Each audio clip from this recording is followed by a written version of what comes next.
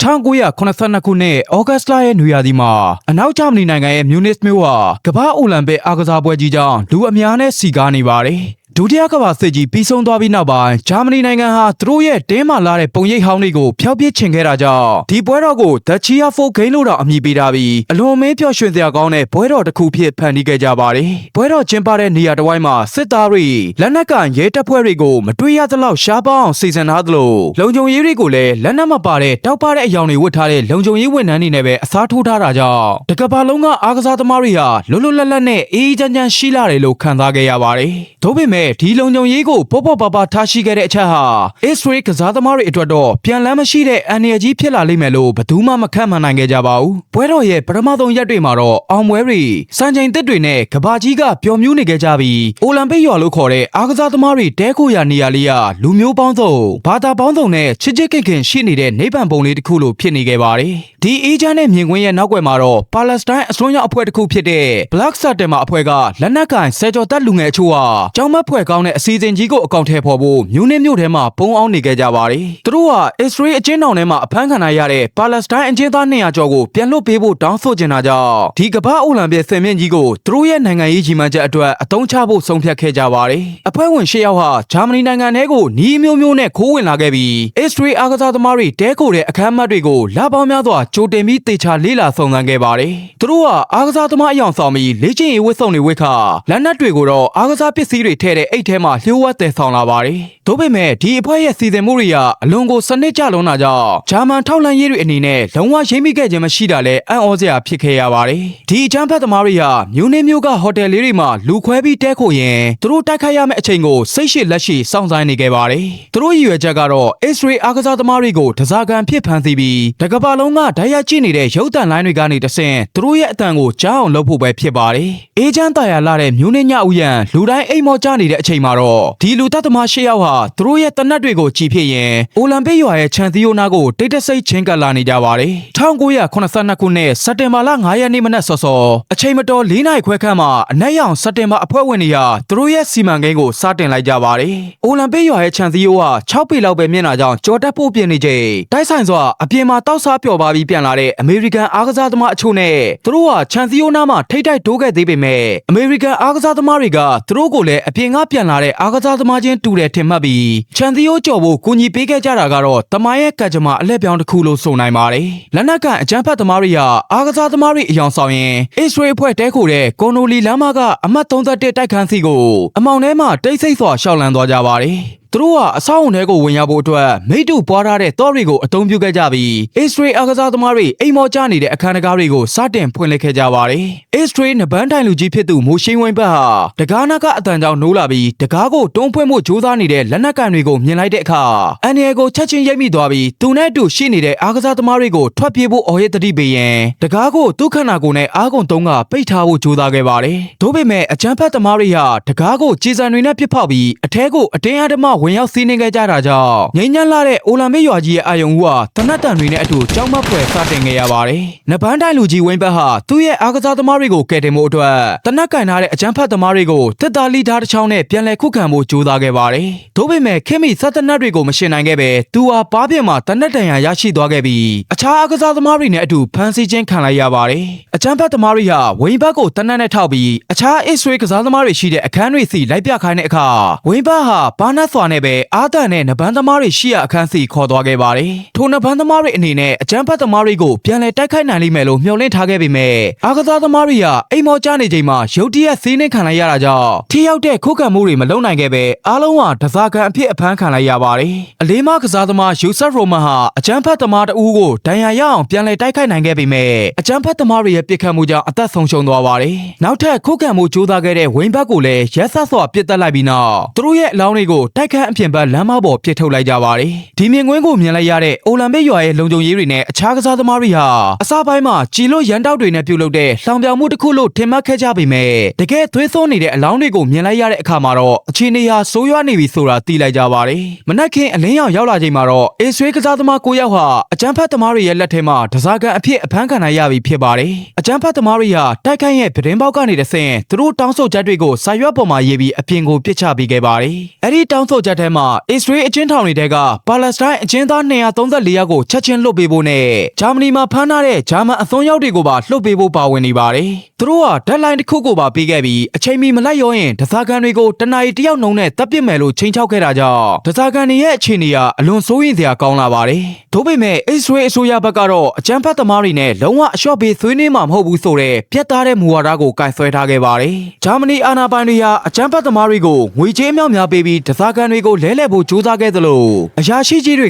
ကသူတို့ကိုယ်တိုင်ဒဇာကန်အဖြစ်အစားထိုးဝင်ရောက်ပေးဖို့အထိကမ်းလှမ်းခဲ့ကြပေမဲ့အကြမ်းဖက်သမားတွေဟာငွေကိုစိတ်ဝင်စားသလိုအခြားလူနဲ့လဲလှယ်ဖို့ကိုလည်းညှင်းပယ်ခဲ့ပြီးသူတို့တောင်းဆိုထားတဲ့အကျဉ်းသားတွေကိုလွှတ်ပေးဖို့သာတင်းမာစွာတောင်းဆိုနေခဲ့ပါတယ်။တကမ္ဘာလုံးကလူပေါင်းတန်း900နီးပါးဟာရုပ်သံလိုင်းတွေကနေတဆင့်အခြေအနေကိုဓာတ်ရိုက်ကြည့်ရှုနေကြပြီးဂျာမနီရဲ့အိုလံပစ်အားကစားပွဲတော်ကြီးကခေတ္တရပ်ဆိုင်းသွားခဲ့ရပါတယ်။ဂျာမန်ရဲတပ်ဖွဲ့ဟာဒဇာကန်တွေကိုကယ်တင်ဖို့အတွက် Operation Sunshine လို့အမည်ပေးထားတဲ့စီမံကိန်းတစ်ခုကိုအလင်းစလိုရေးဆွဲခဲ့ပါတယ်။သူတို့ကရဲရရှိတွေကိုအားကစားဝတ်စုံတွေဝတ်ခိုင်းပြီးအဆောက်အဦရဲ့ခေါင်းမိုးတွေပေါ်ကနေတဆင့်လေဝင်လေထွက်ပေါက်တွေကနေဝင်ရောက်စီးနှင်းဖို့ပြင်ဆင်ခဲ့ကြပါတယ်။ဒါကိုအိုလံပစ်ရွာအတွင်းကရှိသမျှရုပ်သံသတင်းတောက်တွေဟာအဆောက်အဦပတ်ပတ်လည်မှာဝိုင်းနေခဲ့ကြပြီးရဲတပ်ဖွဲ့ရဲ့လှုပ်ရှားမှုတိုင်းကိုတကဘာလုံးစီဓာတ်ရိုက်လိုက်လွှင့်နေပါတယ်။ဒါကြောင့်အကြမ်းဖက်သမားတွေဟာလည်းရုပ်သံဖန်သားပြင်တွေကနေတဆင့်ရဲတပ်ဖွဲ့ဝင်တွေခေါင်းမိုးပေါ်မှာရှိနေတာကိုအချိန်နဲ့တပြေးညီမြင်တွေ့ခဲ့ရတာကြောင့်ဒီကယ်ဆယ်ရေးအစီအစဉ်ဟာမစခင်မှာပဲပြက်ပြဲသွားရပါတယ်။ဒီဖြစ်ရပ်ဟာခေတ်သစ်သမိုင်းမှာနီးပညာအားနည်းချက်ကိုအဆိုးရွားဆုံးပြသခဲ့တဲ့အခိုက်အတန့်တစ်ခုဖြစ်ခဲ့ပြီးဂျာမန်ရဲတပ်ဖွဲ့ရဲ့ဗျူဟာတွေက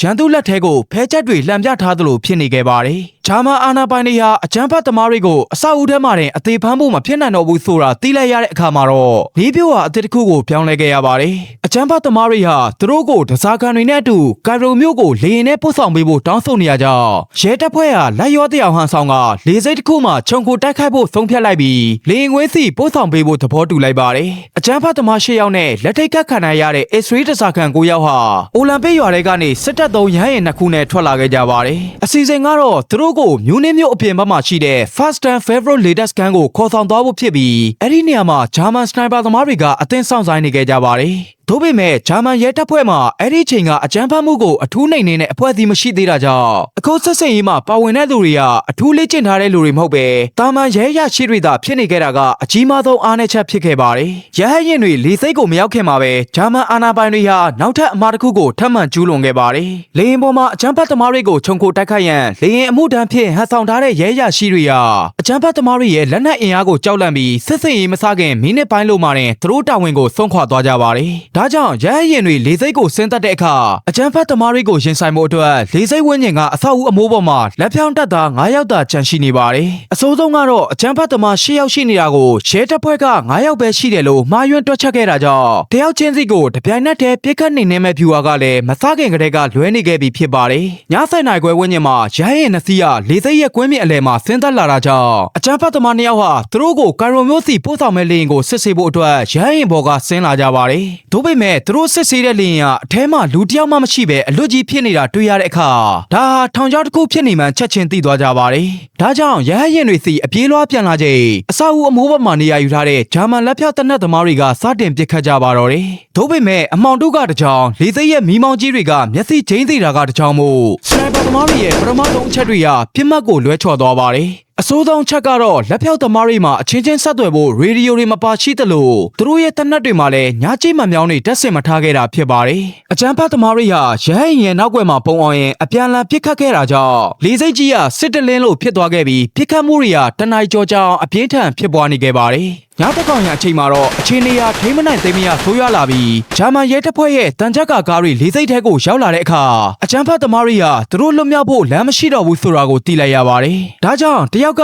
ဒဇာကန်တွေရှိတဲ့ပထမရဟတ်ယာဉ်ထဲကိုလက်ပစ်ပုံတစ်လုံးပစ်သွင်းလိုက်ပြီးပောက်ကွဲစေခဲ့သလိုနောက်တစ်ယောက်ကလည်းဒုတိယရဟတ်ယာဉ်ထဲကဒဇာကန်တွေကိုအနီးကပ်ပစ်တက်လိုက်ပါတော့တယ်။မီးဟုံးတောက်နေတဲ့ရဟတ်ယာဉ်ကြီးထဲမှာချီနှောင်ခံရတဲ့အစ္စရေးကစားသမား9ယောက်စလုံးဟာလွတ်လပ်မရှိတော့ပဲရက်ဆက်စွာအသက်ဆုံးရှုံးသွားပါတယ်။ပိုပြီးရင်နာစရာကောင်းတာကတကဘာလုံးကြည့်နေတဲ့သတင်းထုတ်ပြန်ချက်တွေမှာဒဇာကန်အားလုံးကိုဘေးကင်းစွာကယ်တင်နိုင်ခဲ့ပြီဆိုပြီးထွက်ပေါ်ခဲ့တာကြောင့်အစ္စရေးမိသားစုဝင်တွေကပျော်ပွဲရှင်ပွဲတွေလုပ်ခဲ့ကြပါတယ်။ When I was a kid, my father used to say, our greatest hopes and our worst fears are seldom realized. Our worst fears have been realized tonight. They have now said that there were 11 hostages. 2 were killed in their rooms yesterday morning. 9 were killed at the airport tonight. They're all gone. တို့ပေမဲ့နိုင်ပိုင်းလောက်အကြာမှာတော့သတင်းတင်ဆက်သူဂျင်မက်ကီကနေတဆင့်သူတို့အားလုံးတည်ဆုံးသွားပါပြီဆိုတဲ့သတင်းစကားကိုတကဘာလုံးစီကြီးညာလိုက်တဲ့အခါတလောကလုံးမှင်သက်သွားခဲ့ပါတယ်။အကြမ်းဖက်သမား9ယောက်ကိုအသေးမိပြီး3ယောက်ကိုအရှင်ဖမ်းမိခဲ့ပေမဲ့အပြစ်မဲ့အားကစားသမားတွေအသက်ကိုတော့ပြန်ရနိုင်ခြင်းမရှိပါဘူး။မြူနစ်အိုလံပစ်အဖြစ်ပြက်ကြီးပြီးဆုံးသွားတဲ့အခါကမ္ဘာလုံခြုံရေးစနစ်တစ်ခုလုံးအကြီးအကျယ်ပြောင်းလဲသွားပါတယ်။ဂျာမန်အစိုးရကသူတို့ရဲ့ရဲတပ်ဖွဲ့မှာအကြမ်းဖက်နိုင်နေအထူးတပ်ဖွဲ့မရှိခဲ့တာကြောင့်အခုလိုအမားယွန်းတွေဖြစ်ခဲ့ရတဲ့ဆိုတာကိုသင်ခန်းစာယူပြီး GSG 9လို့ခေါ်တဲ့ကမ္ဘာကျော်အထူးကွန်မန်ဒိုတပ်ဖွဲ့ကိုချက်ချင်းဖွဲ့စည်းခဲ့သလိုအခြားနိုင်ငံတွေကလည်းအလားတူအထူးတပ်ဖွဲ့တွေကိုအသီးသီးတည်ထောင်ခဲ့ကြပါတယ်။အစ္စရေးနိုင်ငံကတော့သူတို့ရဲ့အားကစားသမားတွေဆုံးရှုံးခဲ့ရမှုအတွက် Operation Warsaw Call လို့အမည်ပေးထားတဲ့စစ်စင်ရေးကြီးကိုစတင်ခဲ့ပြီးဒီလောက်ကျန်မှုမှာပါဝင်ပတ်သက်သူမှန်သမျှကိုကမ္ဘာအနှံ့လိုက်လံလက်စားချေခဲ့တာကြောင့်နှစ်ပေါင်းများစွာကြာအောင်သွေးဆိုးတဲ့တိုက်ပွဲတွေဆက်လက်ဖြစ်ပွားခဲ့ရပါတယ်။ဒီအဖြစ်ပြဟာအိုလံပစ်သမိုင်းမှာအမောင်မိုက်ဆုံးစာမျက်နှာတစ်ခုဖြစ်ခဲ့ပေမဲ့အားကစားဟာအကြမ်းဖက်မှုအောက်မှာဒူးထောက်မှာမဟုတ်ဘူးဆိုတာကိုပြသဖို့အတွက်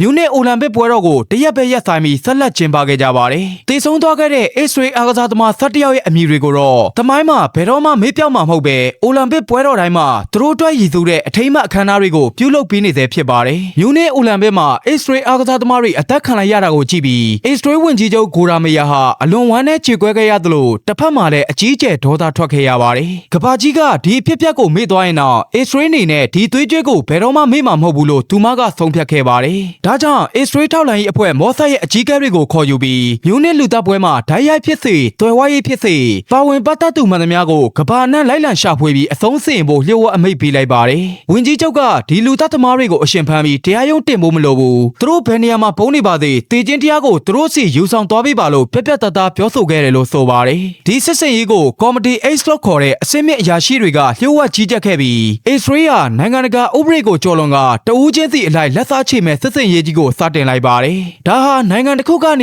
ေတရားဝင်မဟုတ်ပဲလျှို့ဝှက်လှုပ်ကြံတပ်ဖြတ်မှုတွေကိုစနစ်တကျပြုလုပ်မဲ့ကမ္ဘာအကြီးဆုံးစစ်စင်ရေးတစ်ခုဖြစ်ခဲ့ပါတယ်။အမိန့်ရပြီးတာနဲ့မော့ဆာအဖွဲ့ဟာမြူနစ်ဖြစ်ပျက်မှာပါဝင်ပတ်သက်ခဲ့သူတွေကိုစတင်စီရင်ပြုစုပါတယ်။ဒီစီးရင်ထဲမှာအိုလံပစ်ရွာကိုကိုယ်တိုင်ဝင်စီးခဲ့တဲ့အကြမ်းဖက်သမားတွေတင်မကသူတို့ကိုငွေကြေးထောက်ပံ့ပေးသူတွေဗျူဟာချပေးသူတွေနဲ့ဥရောပတစ်ခွင်မှာပုံအောင်နေတဲ့အနက်ရောင်စက်တင်ဘာအဖွဲ့ဝင်အဓိကခေါင်းဆောင်17ယောက်ပါဝင်ခဲ့ပါတယ်။အစ္စရေးထောက်လှမ်းရေးတွေဟာသူတို့ရဲ့ရည်မှန်းချက်ကိုအကောင့်ထဲပေါ်ဖို့အတွက်ဥရောပတလွှားမှာရှိသမျှသတင်းပေးတွေကိုအသုံးချပြီးသူတို့ရဲ့အကြိုက်နဲ့အားနည်းချက်တွေကိုလပေါင်းများစွာအသေးသေးစောင့်ကြည့်လေ့လာခဲ့ပါတယ်။ဒါပေမဲ့စစ်စင်ရေးကရိုးရှင်းစွာတပ်ဖြတ်ရုံတသက်မဟုတ်ပဲအကြမ်းဖက်သမားတွေရဲ့စိတ်ထဲမှာဘယ်နေရာမှာနေငါတို့မလုံခြုံတော့ဘူးဆိုတဲ့ကြောက်စိတ်ကိုတွတ်သွင်းဖို့လည်းရည်ရွယ်ထားခဲ့ပါတယ်။ဒါကြောင့်လှုပ်ကြံမဲ့ပြစ်မှတ်တွေကိုတပြိုင်နက်တည်းတပ်ပစ်တာမျိုးမဟုတ်ပဲတယောက်ချင်းစီကိုနီလန်းမျိုးစုံနဲ့တပ်ဖြတ်ဖို့စီစဉ်ခဲ့ကြတာဖြစ်ပြီးတခါတလေလှုပ်ကြံခံရသူရဲ့မိသားစုဝင်တွေစီမင်းတို့ဘယ်တော့မှမမေ့ပါနဲ့ဆိုတဲ့တတိပိစာတွေနဲ့ပန်းချင်းတွေကိုတောင်ကြိုပို့ထားလေးရှိပါတယ်။ဒီလိုနဲ့မော့ဆတ်ရဲ့အမဲလိုက်ပွဲကြီးက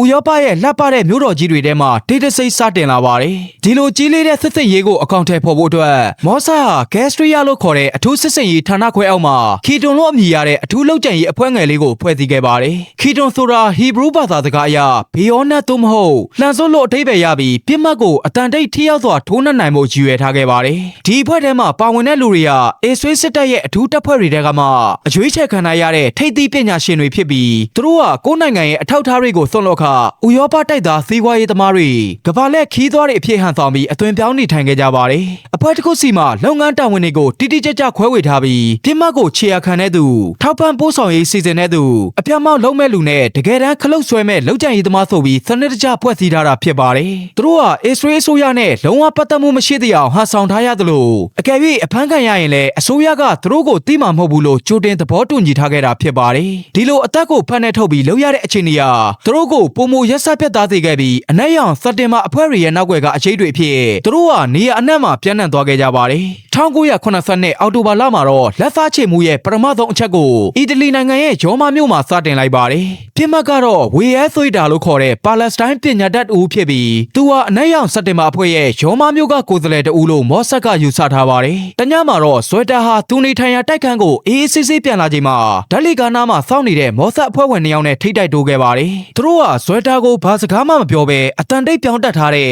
ဘီရာတာပစ္စတိုရီနဲ့အနီးကစက်တချက်တီတီပစ်ခတ်ပြီးအဆုံးစီရင်ခဲ့ပါတယ် ပါတယ်ဒီနေရာမှာစတစ်ချက်တိတိပြစ်ခဲ့ရခြင်းဟာမြို့နယ်မှာအသက်ခံခဲ့ရတဲ့အစ္စရေးကစားသမား၁၁ယောက်ကိုရည်ညွှန်းတာဖြစ်ပြီးဒါဟာမော့ဆက်ကပေးလိုက်တဲ့သွေးသွန်းသောမက်ဆေ့လည်းဖြစ်ပါတယ်ဇွဲတာတည်ဆုံးမှုဟာပါလက်စတိုင်းအတိုင်းဝိုင်းကြားမှာအကြီးကျယ်တုန်လှုပ်သွားခဲ့ရသလိုအီတလီရဲတပ်ဖွဲ့တွေလည်းဘလို့မှခြေခံမရအောင်ဖြစ်ခဲ့ရပါတယ်ဒါပေမဲ့ပါလက်စတိုင်းဘက်ကတော့ဇွဲတာဟာလက်နက်ကိုင်အကြမ်းဖက်သမားမဟုတ်ပဲစာရေးဆရာတယောက်သာဖြစ်တယ်လို့ညင်းဆိုခဲ့တာကြောင့်ဒီလောက်ကျမှုဟာအပြစ်မဲ့သူကိုတတ်မိတာလားဆိုတဲ့အငင်းပွားတရားတွေစတင်လာခဲ့ပြီးဒါဟာနှစ်ပေါင်းများစွာကြာမြင့်အောင်မဲ့သွေးထွက်တန်ရုပ်အမဲလိုက်ပွဲကြီးရဲ့အစပဲရှိပါသေးတယ်ရောမမျိုးကလောက်ကျမှုအပြီးမကြခင်မှာပဲမော့ဆတ်ဖွဲ့ဟာပြည်သစ်နိုင်ငံပဲရစ်မြို့မှာရှိတဲ့ဒေါက်တာမာမွတ်ဟန်ရှာရီကိုဒုတိယပြစ်မှတ်အဖြစ်သတ်မှတ်လိုက်ပါတယ်ဟန်ရှာရီဟာအနက်ရောင်စက်တင်ဘာအဖွဲ့ရဲ့ပြည်သစ်နိုင်ငံညွှန်ကြားရေးမှူးဖြစ်ပြီးမြူနစ်တိုက်ခိုက်မှုမှာအဓိကစီစဉ်ညွှန်ကြားသူလို့အစ္စရေးတို့ယုံကြည်ခဲ့ပေမဲ့သူ့ကိုတတ်ဖို့ကမလွယ်ကူခဲ့ပါဘူး။ဘာကြောင့်လဲဆိုတော့သူဟာအလွန်တတိရှိပြီးသူ့ရဲ့မိန်းမနဲ့သမီးလေးတွေနဲ့အတူအမြဲရှိနေတတ်ပါတယ်။မော့ဆတ်အဖွဲ့ဟာတာမန်တနက်နဲ့ပစ်တတ်မဲ့အစားပိုပြီးလဲထိတ်လန့်စရာကောင်းတဲ့နီလန်တစ်ခုကိုအသုံးပြုဖို့ဆုံးဖြတ်ခဲ့ပါတယ်။မော့ဆတ်ရဲ့ဖောက်ခွဲရေးပညာရှင်တွေက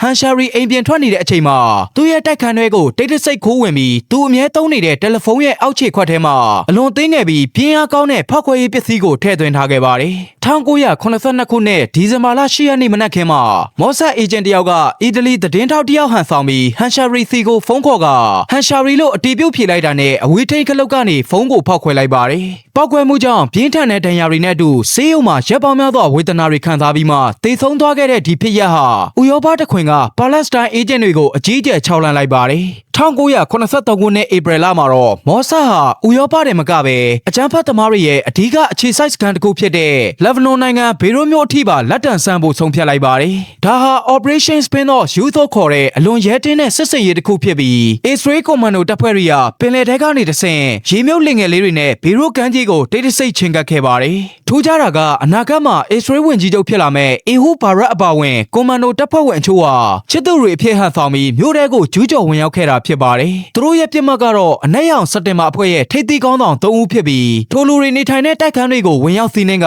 အနီးကပ်ပစ်တက်ခဲ့ကြပါတယ်။ဒီစစ်စင်ရေးကမြို့လက်ကောင်မှာမိနစ်ပိုင်းတွင်အပြီးတက်ခဲ့တာဖြစ်ပြီးအစ္စရေးတပ်ဖွဲ့ဝင်တွေကရန်သူစာရွက်စာတမ်းအမြောက်များကိုပါတင်စီကလာခဲ့တဲ့ပင်လယ်လမ်းတိုင်းဘေးကင်းစွာပြန်လည်ထွက်ခွာနိုင်ခဲ့ကြပါတယ်။ဒီဖြစ်ရပ်ကပါလက်စတိုင်းလွတ်မြောက်ရေးအဖွဲ့အစည်း PLO ကိုအကြီးအကျယ်အရှက်ရစေခဲ့သလိုမော့ဆတ်ဟာကမ္ဘာ့ဘယ်နေရာမှာမဆိုသူတို့အလိုရှိတဲ့လူကိုဝင်ရောက်တပ်ဖြတ်နိုင်တဲ့ရှိတယ်ဆိုတာကိုတကမ္ဘာလုံးသိအောင်မောင်းထုတ်လိုက်သလိုဖြစ်ခဲ့ပါတယ်။အောင်မြင်မှုတွေဇက်တိုက်ရနေတဲ့မော့ဆတ်အဖွဲ့ဟာ1983ဇူလိုင်လမှာတော့သူတို့ရဲ့တမိုင်းမှာအဆိုးရွားဆုံးအမှားတစ်ခုကိုကျူးလွန်ခဲ့ပါတယ်။မြူနစ်တိုက်ခိုက်မှုကိုဦးဆောင်ခဲ့တဲ့မင်းသားနီလိုလူသိများတဲ့အလီဟာဆန်ဆာလာမေးကိုနော်ဝေနိုင်ငံရဲ့လိုင်လီဟာမာမြို့လေးမှာခြေရခံမိပြီလို့အခိုင်အမာယုံကြည်ခဲ့ကြပါတယ်။မော့ဆတ်အေဂျင့်တွေကအဲ့ဒီမြို့လေးမှာအခြေချနေထိုင်နေတဲ့အာရပ်မျိုးသားတဦးကိုဆာလာမေးလို့မှားယွင်းစွာသတ်မှတ်ခဲ့ပြီးသူ့ရဲ့နေ့စဉ်သွားလာမှုတွေကိုစောင့်ကြည့်ကလှုပ်ကြံဖို့အမြန်ဆုံးစီစဉ်ခဲ့ပါတယ်။ဒါပေမဲ့ကန်ဆိုးစွာနဲ့သူတို့လှုပ်ကြံတပ်ဖြတ်လိုက်သူဟာတကယ်အကြမ်းဖက်သမားဆာလာမေးမဟုတ်ပဲမော်ရိုကိုနိုင်ငံသားစပွဲတော်တူဖြစ်တဲ့အာမတ်ဘူချီကီဖြစ်နေပါတယ်။သူဟာကိုဝင်ဆောင်ဇနီးတန်နဲ့အတူရုပ်ရှင်ကြည့်ပြီးအိမ်ပြန်လာချိန်မှာမော့ဆတ်အေဂျင့်တွေရဲ့ပြစ်ခတ်မှုကြောင့်အပြစ်မဲ့စွာသေဆုံးခဲ့ရပါတယ်။ဒီဖြစ်ရပ်ကြောင့်နော်ဝေရဲတပ်ဖွဲ့ဟာမော့ဆတ်အေဂျင့်6ယောက်ကိုဖမ်းဆီးနိုင်ခဲ့ပြီး Operation Water God ရဲ့လူဝတ်ချက်တွေကကမ္ဘာရှင်းမကိုအရှက်တကွဲနဲ့ပေါ်ထွက်လာခဲ့ရသလိုအစ္စရေးနိုင်ငံရဲ့ပုံရိပ်ဟာနိုင်ငံတကာလယ်မှာအကြီးကျယ်ကျဆင်းသွားခဲ့ရပါတယ်။လိုင်လီဟာမှာအမှားယွင်းကြောင့်စစ်စင်ရေးကိုခေတ္တရပ်ဆိုင်ခဲ့ပေမဲ့အစ္စရေးဆိုရဟာသူတို့ကတိအတိုင်းလက်မလျှော့ခဲ့ပဲဝင်ကြီးချုပ်ကိုရာမီယာယာဒူးကနှုတ်ထွက်သွားပြီးနောက်တက်လာတဲ့ဝင်ကြီးချုပ်တဲ့မီနာဟန်ဘီကင်ကလည်းဒီမဲလိုက်ပွဲကိုဆက်လက်လှုပ်ဆောင်မှုအတည်ပြုခဲ့ပါတယ်။မော့ဆတ်ဟာနီးပညာအသစ်တွေကိုပြောင်းလဲခဲ့ပြီးပုံမနှက်ဆိုင်တဲ့လျှို့ဝှက်အေဂျင့်တွေကိုအသုံးပြုကဥရောပနဲ့အရှေ့အလယ်ပိုင်းတစ်ခွင်မှာပုံအောင်နေတဲ့အနက်ရောင်စက်တင်ဘာအဖွဲ့ဝင်တွေကိုတယောက်ပြီးတယောက်ဇွဲနှပန်းကြီးကြီးနဲ့ရှာဖွေခဲ့ကြပါတယ်။ဒီကာလအတွင်းမှာပြစ်မှတ်ထားခံရသူတွေကအမြဲကြောက်လန့်တကြားနဲ့ပုံရှောင်နေခဲ့ရပြီးသူတို့ရဲ့အိတ်ခမ်းတွေတဲ့အထိတိတ်တိတ်ဆိတ်ဝင်ရောက်တပ်ဖြတ်တာမျိုးကိုမော့ဆတ်ကလှုပ်ဆောင်ခဲ့ပါတယ်။1980ပြည့်လွန်နှစ်တွေရဲ့အဆုံးပိုင်းအထိဒီလျှို့ဝှက်စစ်ပွဲဟာအရှိန်ဟုန်ပြင်းစွာဆက်လက်ဖြစ်ပွားနေခဲ့ပြီးပါလက်စတိုင်းဘက်ကလည်းအစ္စရေးတန်တမန်တွေနဲ့ထောက်လှမ်းရေးတွေကိုပြန်လည်လှုပ်ကြံတဲ့လက်စားချေမှုတွေရှိခဲ့တာကြောင့်ဒါဟာကမ္ဘာအနှံ့မှာဖြစ်ပွားနေတဲ့အရေးမဲ့စစ်ပွဲကြီးတစ်ခုလိုဖြစ်နေခဲ့ပါတယ်။မော့ဆတ်အနေနဲ့နှစ်ပေါင်းများစွာကြာအောင်မမိနိုင်ပဲဖြစ်နေတဲ့အဓိကပြစ်မှတ်ကြီးကတော့မင်းသားနီလိုတင်စားခေါ်ဝေါ်ကြတဲ့အလီဟာဆန်ဆာလာမေးကိုပဲဖြစ်ပါတယ်။သူဟာအလွန်ကိုပါနတ်တယ်လို့အမေရိကန် CIA နဲ့တောင်လျှို့ဝှက်အဆက်အသွယ်ရှိခဲ့တာကြောင့် င့်သူ့ကိုလှုပ်ကြံမှုကမဖြစ်နိုင်သလောက်ခက်ခဲခဲ့ပေမဲ့1989ခုနှစ်မှာတော့မော့ဆာဟာအင်္ဂလိပ်အမျိုးသမီးလိုဟန်ဆောင်ထားတဲ့အေဂျင့်တယောက်ကိုဘေရွတ်မြို့ထဲအထိထိုးဖောက်ဝင်ရောက်စေပြီးဆာလာမေးရဲ့နေ့စဉ်သွားလာမှုတွေကိုစိတ်ရှည်လက်ရှည်စောင့်ကြည့်နေခဲ့ပါတယ်။နောက်ဆုံးမှာတော့မော့ဆာဟာဆာလာမေးအမြဲဖြတ်တန်းသွားလာနေတဲ့လမ်းဘေးမှာကားတစ်စီးကိုရပ်ထားပြီးအဲဒီကားထဲမှာအင်အားပြင်းဖောက်ခွဲရေးပစ္စည်းကိုထည့်သွင်းထားခဲ့ပါတယ်။1989ဇန်နဝါရီလ22ရက်နေ့မှာတော့ဆာလာမေးရဲ့ကားတန်းကြီးအဲဒီကားနားကိုရောက်လာတဲ့အချိန်မော့ဆာအေဂျင့်ကအဝေးထိန်ခလုတ်ကိုနှိပ်လိုက်ပြီးပြင်းထန်တဲ့ပောက်ကွဲမှုကြီးကိုဖန်တီးလိုက်ပါတယ်။ဒီပောက်ကွဲမှုကြောင့်မြူနစ်အဖြစ်ပြက်ရဲ့အဓိကလက်သည်လို့ယူဆရတဲ့ဆာလာမေးဟာအပြင်းထန်ဒဏ်ရာနဲ့ဆေးရုံမှာပဲအဆုံးသတ်သွားခဲ့ပြီးမော့ဆာရဲ့နှစ်ပေါင်းများစွာဆောင်းသန်းခဲ့ရတဲ့လက်စားချေမှုဟာပြီးပြည့်စုံသွားပြီဖြစ်ပါတယ်။ဒီစစ်စင်ရေးဟာနှစ်ပေါင်း20ကြာမြင့်ခဲ့ပြီးအစ္စရေးဆိုရဟာသူတို့အားကစားသမားတွေအတွက်သွေးကြေးကိုပြက်ပြက်တသားပြန်လည်တောင်းယူနိုင်ခဲ့တယ်လို့ဆိုရပါမယ်။ဒီစစ်စင်ရေးအတွင်းမှာအနက်ရောင်စက်တင်ဘာအဖွဲ့ဝင်အများပြားကိုတုတ်တင်နိုင်ခဲ့သလိုအကြမ်းဖက်သမားတွေရဲ့စိတ်ထဲမှာလည်းအစ္စရေးရဲ့လက်တံဟာဘလောက်ထိရှည်လျားတယ်ဆိုတာကိုကြောက်ရွံ့သွားစေခဲ့ပါတယ်။ဒါပေမဲ့သမိုင်းပညာရှင်အချို့ကတော့ဒီလိုဥပဒေပြင်ပကတပ်ဖြတ်မှုတွေဟာအကြမ်းဖက်မှုကိုအဆုံးသတ်မသွားစေပဲနောက်ထပ်လက်စားချေမှုတန်တရားတွေကိုသာတိုးဝါးစေတယ်လို့ထောက်ပြခဲ့ကြပါတယ်။ဒီစစ်စင်ရေးကြီးဟာနောက်ပိုင်းမှာစာအုပ်တွေမြူနစ်လို့ခေါ်တဲ့ကမ္ဘာကျော်ရုပ်ရှင်တွေအဖြစ်ပါထွက်ပေါ်လာခဲ့ပြီးကမ္ဘာထောက်လှမ်းရေးသမိုင်းမှာအကျော်ကြားဆုံးစစ်စင်ရေးတစ်ခုဖြစ်မှတ်တမ်းတင်ခဲ့ရပါတယ်။သွေးကြွေးကိုသွေးနဲ့ဆက်ခဲ့တဲ့ဒီဖြစ်ရတရားမျှတမှုနဲ့လက်စားချေမှုကြားမှာစီးပပလေးတစ်ခုဖြစ်ကမ္ဘာကြီးကိုပြသခဲ့တာလည်းဖြစ်ပါတယ်။